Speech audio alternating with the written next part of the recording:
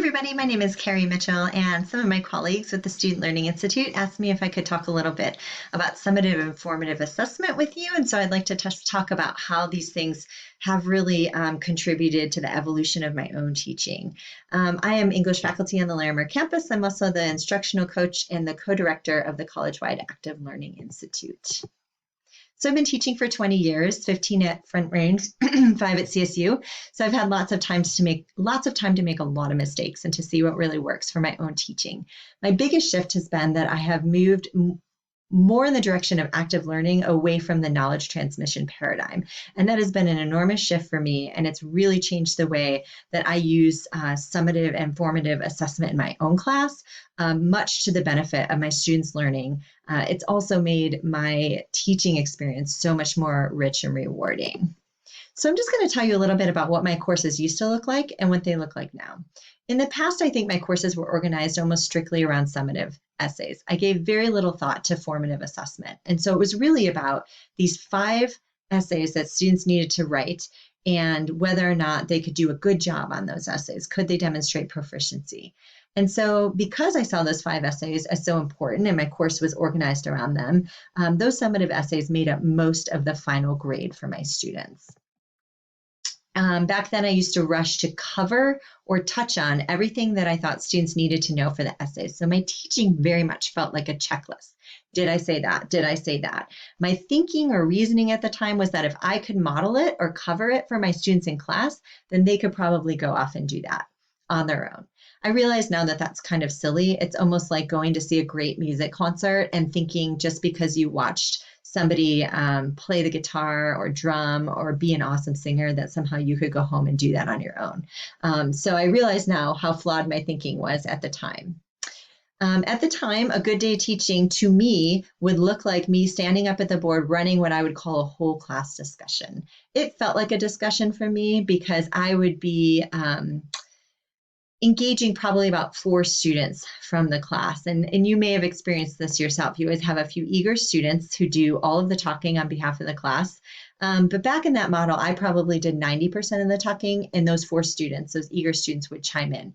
To me, it felt really energizing because I was doing a lot of work, but it gave me a false sense of how the class was actually doing because I was only really thinking we're getting this because 4 people were giving me feedback. It wasn't really a whole class discussion. It was a discussion between me and 4 students. And because I was doing so much of the talking, it was really more of a lecture in disguise. When essay time came, it felt a lot like a grab bag, one of those goodie bags that you buy for $1 and you don't know what's going to be inside. So I was always very nervous when I collected students' essays because I actually had no sense of how they were going to do. I crossed my fingers, grit my teeth, and kind of hoped that they were listening and that they could apply everything that I had been talking about with them in the last few weeks. But I didn't really know. I had no indication going into that essay how they would do. I could make assumptions that maybe a couple of the students who had really been active in the class would be the strongest, and I would always save their essays for last. My feedback at the time was very summative in nature. And so rather than focusing on growth or where they could improve, I generally was pointing out where they succeeded and where they fell short. And I wanted it to be really clear to them where they lost points because my feedback felt like it was intended to justify a grade. I didn't want my students to come back to me complaining about whatever they had. I wanted to make it very clear to them that the grade that I put on their paper was absolutely the right grade. And so that's what my grading felt like. I never enjoyed returning essays to students. I always had really good rapport with students and it felt horrible. This just felt really out of sync in tone with the rest of my teaching. Things are very different now in my class. I've realized from the brain science research that I've done that cramming 5 essays into a 15-week course is not ideal for learning. I've backed off, so now I do 3 or 4 essays. A couple of those essays are much more lower stakes, which takes the pressure off of my students. And you can see here that my summative essays make up significantly less of the student's final grade, only 50%. The rest of the grade comes from those formative, lower stakes practice pieces that the students are doing very frequently in my class. And I so value that work that students do, that reflection, that formative critical thinking, trying on ideas, being reflective about what you're learning. That is so important to the learning in my class that I value that at 50% of their final grade. Now, formative work is different in nature than summative work. We're not looking for right answers. We're looking for growth. We're looking for engagement. We're looking for thinking. And so, yes, I definitely do grade more on effort and how thorough and how developed students' responses are with the formative work. Whereas with summative work, I'm looking more for the right answers or the right skill set. My energy now is shifted completely. I do not focus on what is it that I'm going to cover today in class. What do I need to touch on or talk about? Instead, I'm a designer. I think about designing formative activities for my students to engage in, where they're going to have the opportunity to practice interacting with the key content and the important skills that they're going to need to be successful on that summative assessment. So I am a designer. I'm designing those experiences for my students. So rather than taking them to a concert, watching it, and then asking them to go figure out how to do it at home, I'm putting my students in a position where they're holding the microphone in class. I'm watching them sing or play guitar or whatever it is that they're doing. And I'm stepping in and providing that guidance, praise, coaching, expertise to guide them where it is that they need to go. So that dynamic is really different in my class.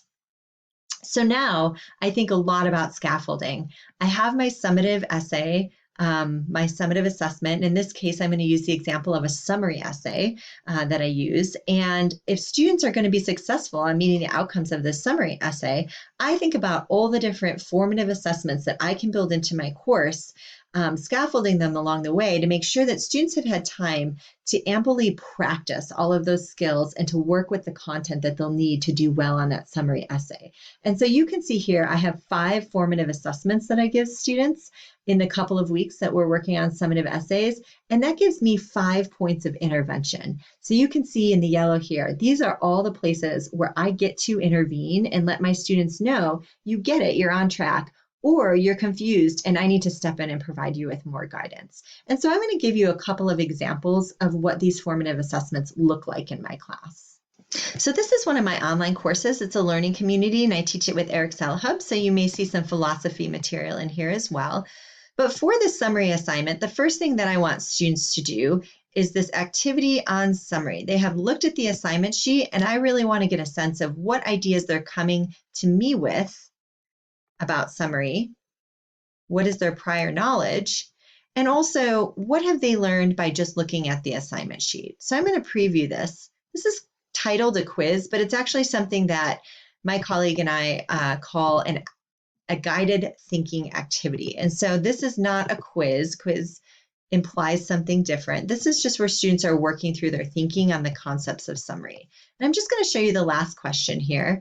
I ask students, based on the explanation above and based on what you already know about writing summaries, what questions or concerns do you have at this point? So students get to touch base with me here about, here's what I already know about summary, here's what I think in terms of the assignment, and here's what questions or concerns that I have. This is an awesome point of intervention for me.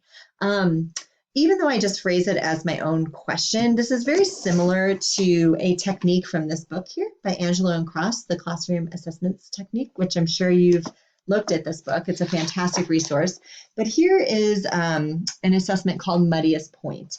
And the muddiest point is really just asking students to complete the phrase, what was the muddiest point in blank? And so this can be applied to a lecture, a reading, a class discussion. And in this case, I'm applying what was the muddiest point to an assignment. So tell me what the muddiest point is in terms of you addressing this assignment. So a lot of students are going to show me that they understand the assignment, but if you are going to write things in this box that give me pause and make me realize that I need to circle back with my class and clear up some things. I don't usually give one-on-one feedback to every single one of these formative assessments. I will often wrap around and come back to talk to the whole class about whatever these confusions were, because I find that all students can benefit from that, and it takes me significantly less time. The next formative assessment that students engage in, or guided thinking activity, is activity number 4, understanding the growth mindset. So my students are summarizing a video talk. They're not looking at a traditional text.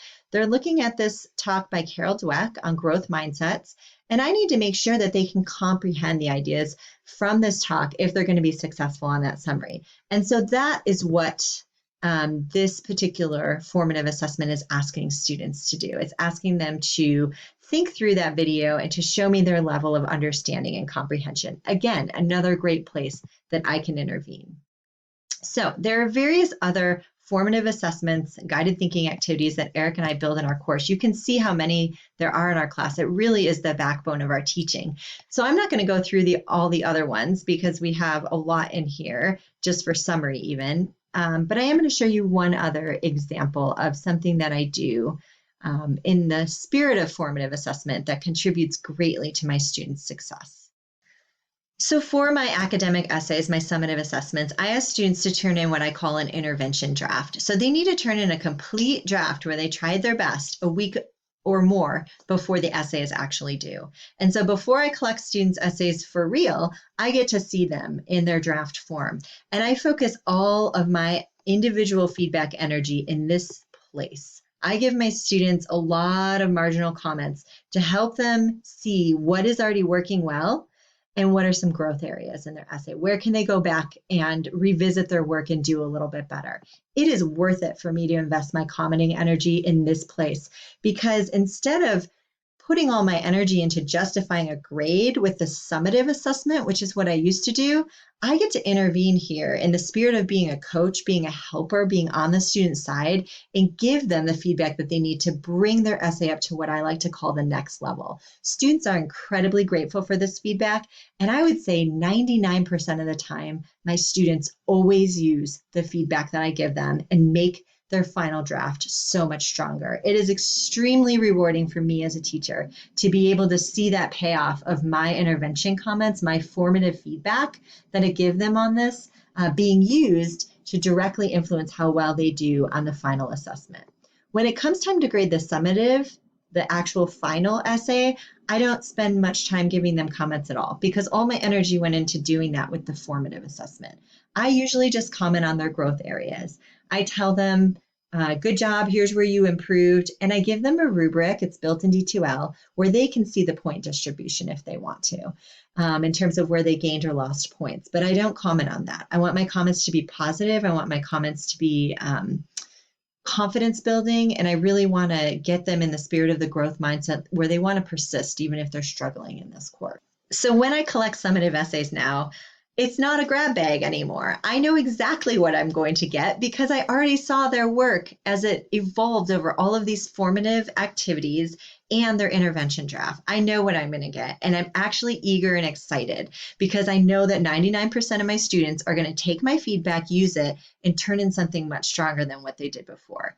I get to celebrate all of my students' growth rather than crossing my fingers and hoping for a few great papers that might make my Saturday grading load feel a little more tolerable. I get to get excited about growth. I used to get excited about those really great papers, and now rather than getting excited about the paper that moves from an A to an A+, I get excited to see the paper that moves from a C- to a B+. All of that growth is really exciting for me to see in my students. I'm no longer commenting just to justify a grade. My feedback is just focused on their growth. Students definitely feel more confident. They're more willing to persist in my class because of this dynamic. And I feel hugely rewarded as a teacher because I get to play a part in that growth. I'm just showing this slide. This is something my colleague and I use in the Active Learning Institute. Really, this all comes back to being willing to make the shift from being a teacher in the knowledge transmission paradigm, where we think it's our job just to put information into students' heads, to becoming more of an active learning facilitator, somebody who is clear on our outcomes, captures those outcomes in our summative assessments, and then designs experiences for students to really engage in the learning, forcing students to step out of that passive role of students who are just note takers into engaged learners. And then that's what really feeds their success on the outcomes. It's no longer just about covering the content. It's about getting students to use that content to meet the outcomes and competencies and skills required for the course. And so this slide really excites me. If it's something you want to talk about more, certainly reach out to me. I love to have these conversations. I know you're in great company with those in the Student Learning Institute. You have a lot of great colleagues and facilitators, and you can discuss this stuff much more deeply and richly. But I will just invite you to reach out to me if you want to have more conversations about this. It's something I'm very passionate about. I'd love to help you and coach you on it. Thank you so much, and have a great day, everyone.